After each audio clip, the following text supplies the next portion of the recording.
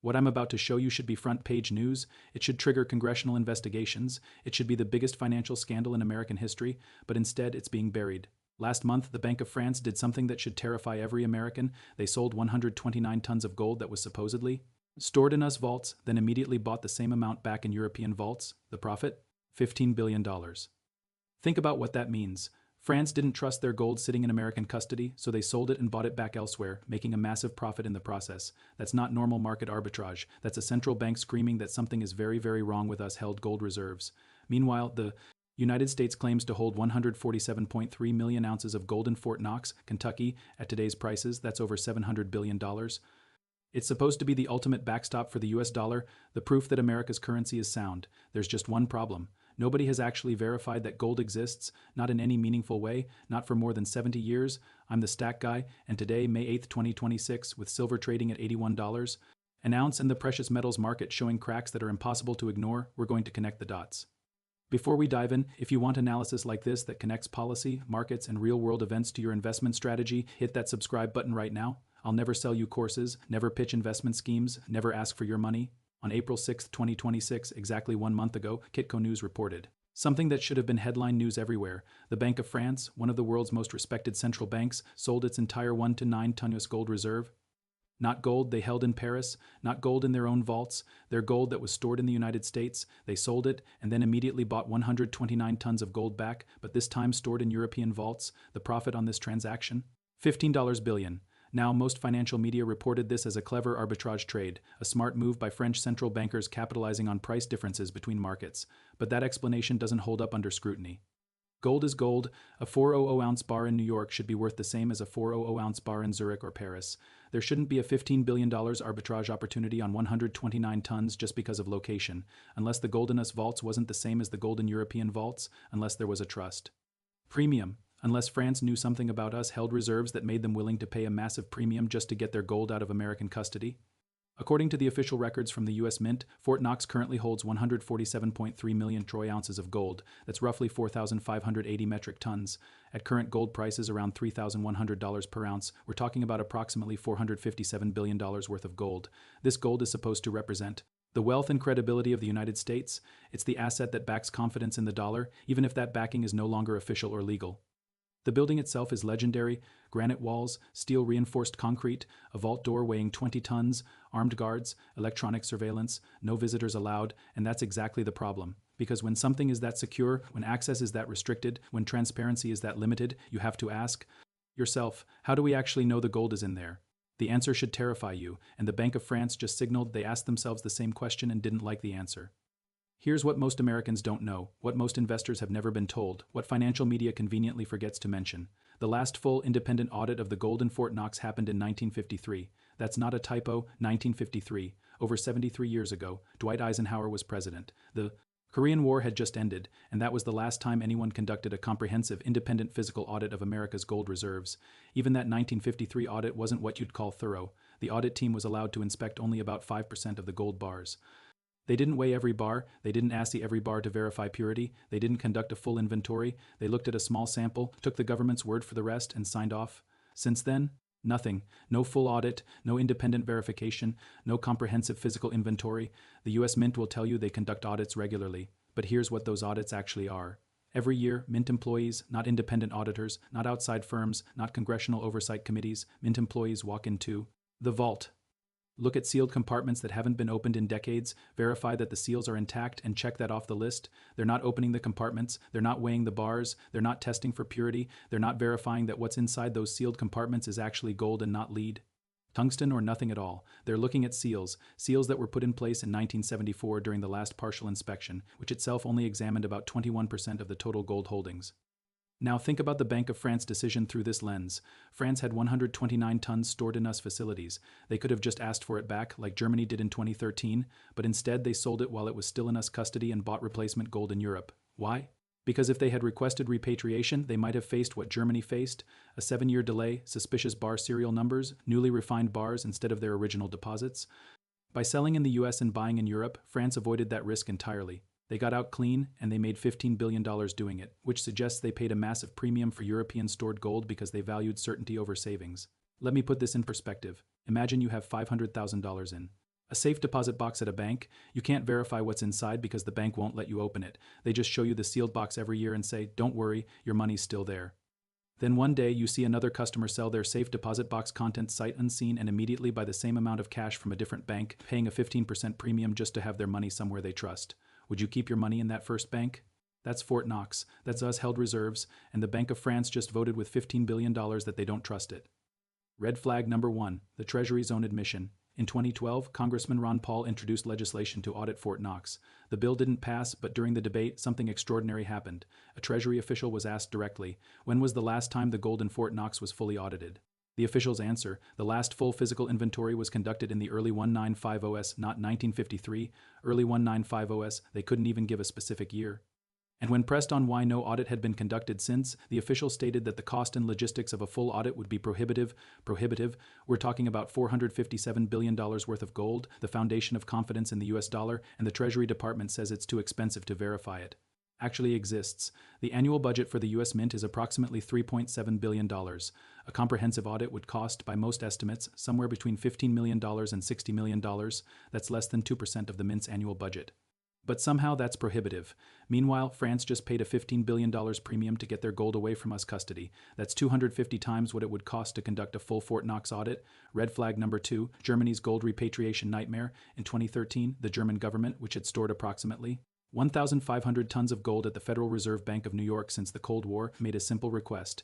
They wanted their gold back, not all of it, just 300 tons, about 20% of their holdings. They wanted it physically transferred from New York vaults back to Frankfurt.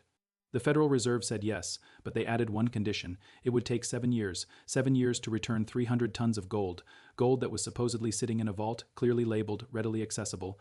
Why would it take 7 years to load gold bars onto a plane? Here's what makes this even more suspicious. In 2017, 4 years ahead of schedule, Germany suddenly announced they had completed the repatriation. They got their 300 tons back early. But here's the problem. When researchers and financial analysts looked at the serial numbers and refining dates on the bars Germany received, something didn't match. Many of the bars were newly refined, dated in the 2010s, not the original bars from the 1950s and 1,960 seconds that Germany had deposited. The gold was returned, but it wasn't the same gold. That suggests one of two things. Either the Federal Reserve had lent out or sold Germany's original gold and had to buy or refine new bars to fulfill the repatriation request. Or the Fed never had Germany's gold in the first place and scrambled to acquire it when Germany demanded physical delivery. Either scenario is catastrophic for confidence in official gold reserves, and both scenarios explain exactly why France chose to sell and rebuy rather than request repatriation. Red flag number 3. The tungsten-filled bar scandal. In 2009, a routine inspection in Hong Kong discovered something that sent shockwaves through the gold market, at least among those paying attention. 400-ounce gold bars, certified and sealed, sourced from a reputable vault, were discovered to be fakes. Not plated fakes, not fool's gold, sophisticated fakes. The bars were gold on the outside, but the core, roughly 60% of the weight, was tungsten. Tungsten has almost the exact same density as gold. A tungsten bar coated in gold will pass a visual inspection, pass a dimensional check, even pass basic weight verification. The only way to detect it is through drilling, ultrasound, or X-ray assay. Here's where it gets terrifying. The Hong Kong bars were traced back to sources connected to official reserves, and when investigators started asking questions about how many tungsten-filled bars might be in circulation, the trail went cold. No public investigation, no disclosure. The story disappeared. Now ask yourself, if tungsten-filled gold bars exist, if they've been sophisticated enough to pass through official channels, if they've been discovered in certified vaults, how many more are sitting in sealed compartments in Fort Knox, never drilled, never tested, never independently verified since 1953? And if you were France and you'd heard about tungsten-filled bars and you knew Germany got back different bars than they deposited, would you trust 129 tons sitting in us vaults? Or would you pay $15 billion to get the hell out? Red flag number 4, Turkey's 118-ton gold monetization. Just last month in March 2026, Turkey did something that connects directly to this story. They monetized 118 tons of gold reserves. That's central bank language for we're moving gold, selling gold, or converting gold holdings in ways we're not going to fully explain. Turkey's move came at the same time as France's repatriation arbitrage, and it's part of a larger pattern. Central banks are moving gold. They're changing where it's stored. They're questioning us custody. According to the data reported by Kitco on April 7th, China bought 5 tons of gold in March while Turkey monetized 118 tons. These aren't random transactions. They're strategic repositioning. Red flag number 5. The BRICS plus de-dollarization accelerates. On April 7, 2026, European Bullion Consortium published analysis stating the shift from dollar reserves to gold is not a prediction but a trend. This isn't conspiracy theory. This is official market analysis. The world's fastest growing economies are actively moving away from dollar reserves and into physical gold, and increasingly they don't trust as custody. Russia has already repatriated virtually all its gold from foreign vaults. China stores its gold domestically. India is building vault capacity, and now France just paid $15 billion to move 129 tons out of US hands. The pattern is unmistakable. The world's central banks are losing faith in US-held gold reserves. Red flag number 6, gold price projections 26000 plus.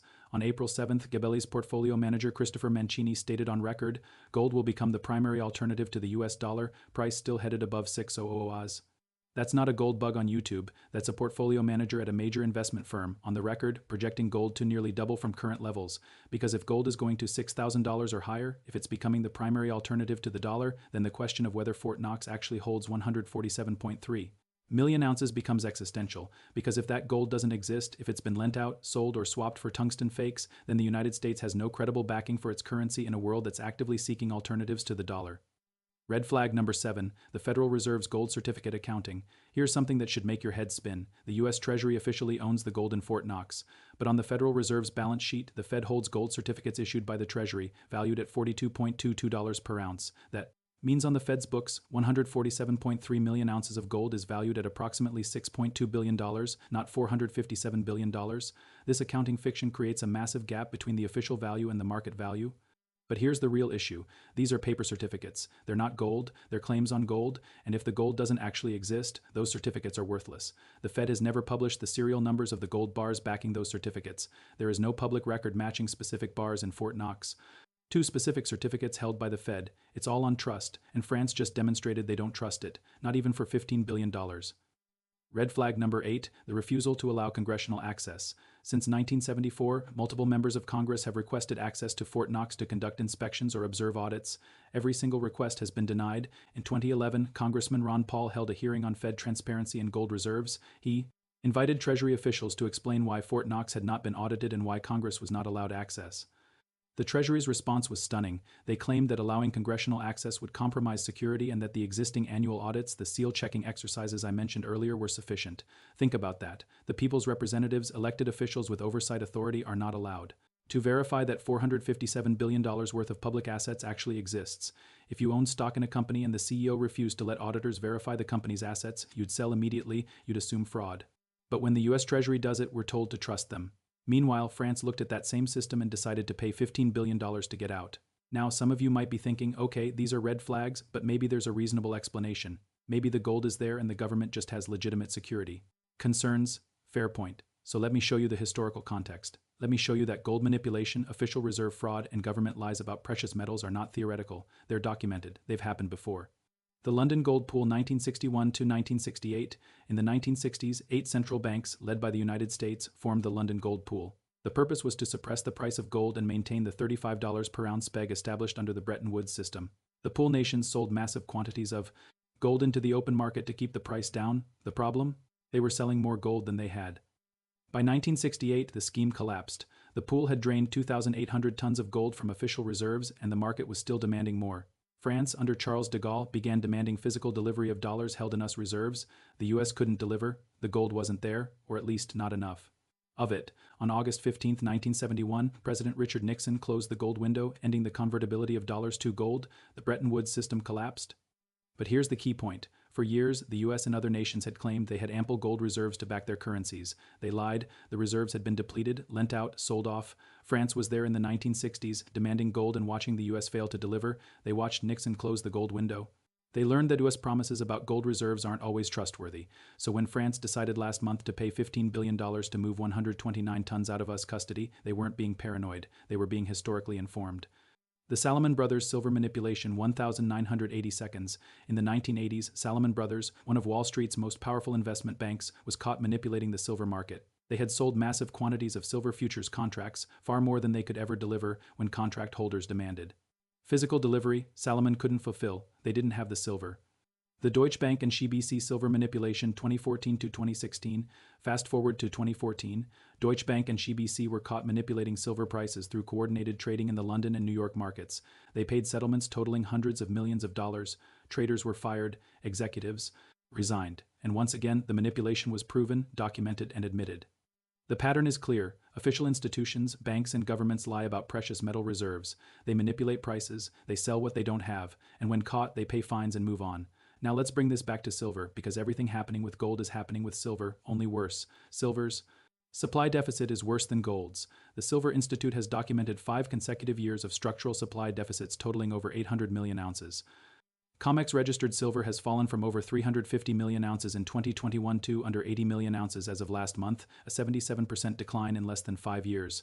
Silver is 60% industrial. Solar panels, electric vehicles, 5 grams infrastructure, medical devices, water purification, AI data centers. These applications require silver, there are no substitutes at scale, and that industrial demand is growing at double-digit annual rates. Solar alone is projected to consume 300 million ounces per year by 2030, over a third of total global mine supply. The COMEX gold paper to physical ratio is approximately 50:1, concerning but manageable under normal conditions. The COMEX silver paper to physical ratio has spiked as high as 500:1 during periods of low registered inventory. That means for every ounce of physical silver available for delivery in COMEX vaults, there are up to 500 ounces of paper claims. If even 1% of paper holders demand physical delivery, the system breaks.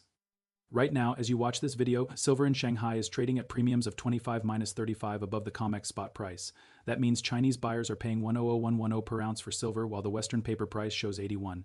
Think about what that means. The world's largest manufacturing economy, the country that needs silver for solar panels, electronics, and industrial applications, is paying 30% more than the official price because they can't get enough physical metal at the paper price.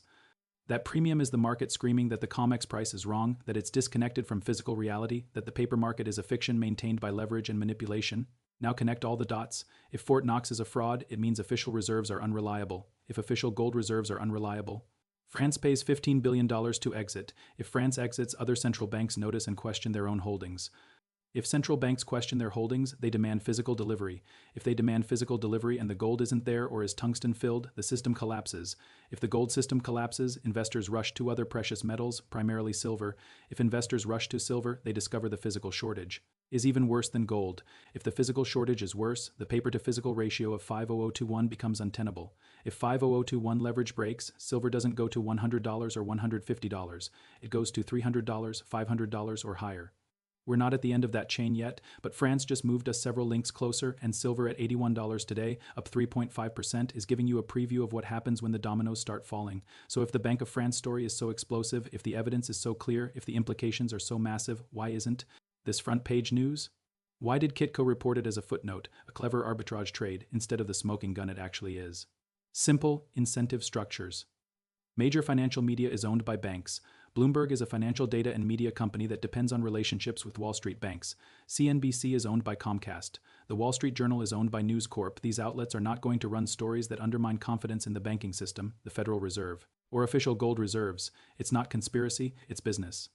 If gold and silver are sound money, if they hold value when fiat currencies collapse, then the entire central banking system is threatened. Central banks operate on the ability to print money, to create inflation, to manipulate interest rates. So the media, which depends on government access, which operates within the fiat system, which benefits from the status quo, will not cover stories that accelerate the shift to hard assets. The story is too complex for sound bites. You can't explain why France paying $15 billion to move gold is actually a crisis signal in a tweet. Which is exactly why channels like this exist, to go deep, to connect the dots, to give you the full picture. And today, May 8, 2026, that picture is becoming crystal clear. Scenario 1. The slow bleed continues. In this scenario, more central banks quietly follow France's lead. They don't make public demands for repatriation. They don't trigger a crisis. They simply sell their held gold and buy replacement gold stored elsewhere. In this scenario, gold reaches $6,000 plus over the next 2 to 3 years, as Gabelli's Mancini predicted, not because of a crisis, but because of steady, unstoppable demand from central banks that no longer trust the dollar or held reserves. Silver follows gold higher, reaching 200,300 as industrial demand collides with investment demand from investors following central bank behavior. This is the controlled decline scenario. It's manageable, but it's relentless. Scenario 2, a forced audit. In this scenario, congressional pressure, public awareness, or international demands force the Treasury to conduct a full independent audit of Fort Knox. They admit that some gold has been lent out, some bars are tungsten filled, some reserves are lower than claimed, but they frame it as a historical artifact, a legacy issue, not a current crisis. The problem is that even a controlled disclosure could trigger a rush to physical metal. Once the public knows official reserves are compromised, even partially, confidence collapses. Gold spikes 2 for 5005000 in the immediate aftermath. Silver, with its smaller market and tighter physical supply, gaps to 150200 as investors flood into the most affordable precious metal. Scenario 3, the BRICS crisis. This is the scenario where an external event forces the truth to surface suddenly and violently. Maybe China demands repatriation of any remaining gold held in New York and the Fed can't deliver. Maybe a whistleblower inside the mint leaks proof that Fort Knox is empty or filled with fakes. Maybe another major central bank follows France's lead, but this time the media actually covers it and the story breaks into mainstream consciousness. Maybe a BRICS plus nation demands to audit US reserves as a condition of trade negotiations. In this scenario, the repricing is violent and immediate. Gold doesn't gradually rise to $6,000. It gaps to $8,000, $10,000, or higher as the market realizes the official reserves don't exist. Silver, with its 50021 paper leverage and critical industrial scarcity, explodes to $400, $500, possibly $800 as the COMEX pricing mechanism collapses and price discovery shifts entirely to physical markets like Shanghai. The Bank of France's $15 billion arbitrage just increased the probability of Scenario 3 because they proved it's possible. They proved there's a massive premium available for gold outside us custody, and they proved that major central banks are willing to pay it. Every other central bank with us held gold is watching, and some of them are already planning their exit. So what do you actually do with all of this information on May 8, 2026, with silver at $81 and the Fort Knox scandal unfolding in slow motion? If you hold physical silver or gold, first understand that the Bank of France move validates your thesis. You bought physical metal because you don't trust paper promises.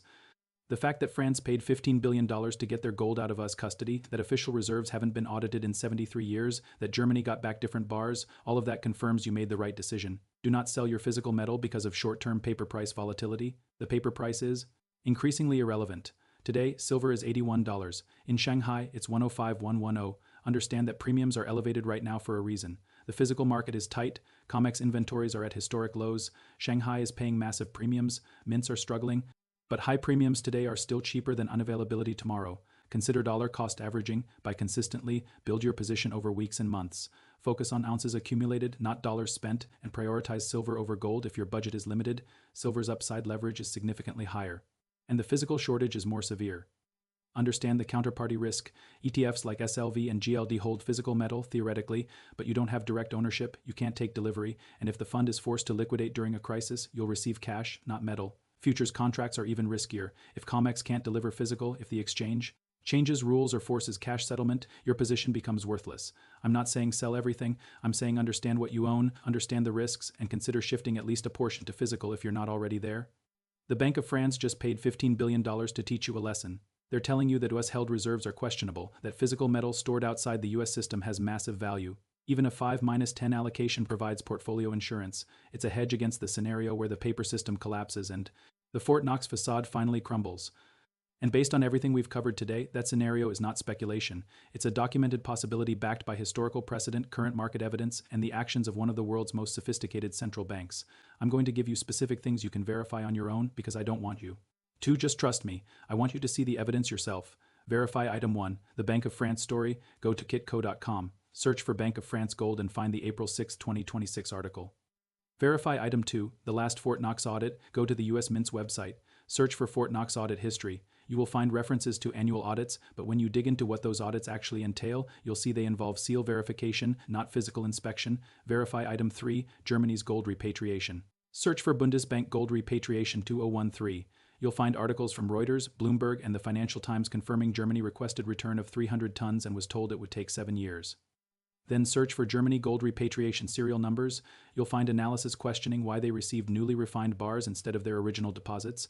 Verify item 4, current silver premiums. Track the Shanghai Futures Exchange silver price and compare it to the COMEX spot price. Today, May 8th, with COMEX at $81, Shanghai is trading at 105,110. That's a 30-35 premium. Verify item 5, COMEX registered silver inventory. Go to the CME Group's website. You'll see registered inventory has declined from over 300 million ounces in 2020-2021 to under 80 million ounces today. That's a 73% decline. Verify item 6, BRICS plus de-dollarization coverage. Search for the April 7, 2026 article. The shift from dollar reserves to gold is not a prediction but a trend. Read the European Bullion Consortium analysis. Verify item 7, gold price targets. Search for Gabelli Gold 6000 and find the April 7, 2026 Kitco interview with Christopher Mancini. This is a portfolio manager at a $45 billion asset management firm stating on record. Don't take my word for any of this. Verify it, look it up, see for yourself. Because when you do, you'll realize this isn't hype, it's documented reality, and it's accelerating. The Fort Knox audit scandal is not a conspiracy theory, it's a documented failure of transparency spanning 73 years. The Bank of France's $15 billion exit is not a clever trade, it's a vote of no confidence in us held gold reserves. All of it points in the same direction. The official reserve system is not trustworthy, the paper markets are disconnected from physical reality, and the repricing when it comes will be violent. France saw it coming and paid $15 billion to get out ahead of it. What will you do? You can trust the paper price, trust the institutions, trust that 73 years without an audit is fine, trust that the gold is in Fort Knox even though nobody's allowed to verify. Or you can trust physical metal, verifiable assets, real ounces in your possession. I'm the stack guy. I've made my choice. I stack physical silver and gold because I understand the difference between claims and assets, between promises and property. What you do is up to you, but make your decision with your eyes open. Make it with the facts. Make it based on evidence, not emotion or hope. Drop a comment below. Is France's $15 billion exit a warning signal, or is the gold still safely in Fort Knox? I'll be tracking this story as it develops. This is May 8, 2026. Silver is at $81. The Fort Knox facade is cracking. I'll see you in the next one.